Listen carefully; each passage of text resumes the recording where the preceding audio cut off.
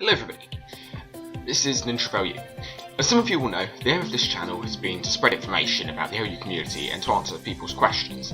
So far I've done a lot of that in fairly long and verbose videos, which, whilst they do try to answer the question, take quite a while about it.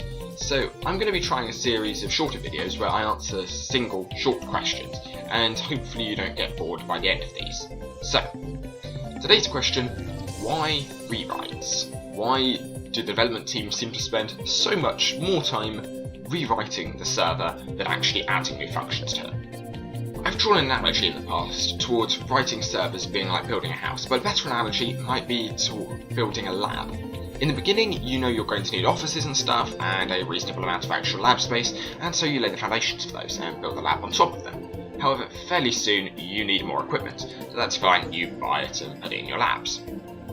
Later on, however, your research begins to get more and more specific, and you end up needing equipment which just no longer fits in your lab. You had no way of knowing that your research would lead in this direction to begin with, but it has now, and so you need to accommodate it. You're doing something which is way too specialised just to buy someone else's building, but you need to get this new equipment in somehow, and so you lay new foundations, perhaps for a new building. And this keeps going, adding buildings as and when you need them, but you begin to have issues when that very first piece of equipment you bought needs to connect to your newest piece of equipment, but there's no room for a new building next to the first one. Again, all of this new equipment was based on results obtained from other pieces of older equipment, without which you wouldn't have known you needed the new equipment at all. Sure, you could have guessed what buildings you might need, but then you'd have to spend a huge amount of time building them, and you may not use many or any of them. Eventually, as you try to be organised, it's inevitable you're going to need to strip things back and plan out from the start again.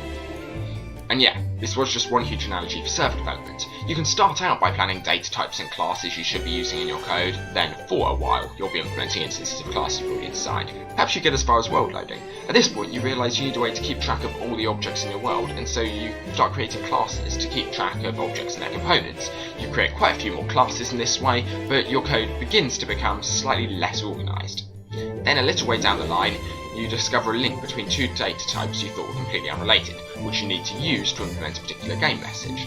You could try to cover this up and rewrite functions as best you can to sort of hack things together, but this is inefficient and really buggy. Eventually, after enough of these hacky fixes, it would have been faster to rewrite from scratch than to deal with all the bugs.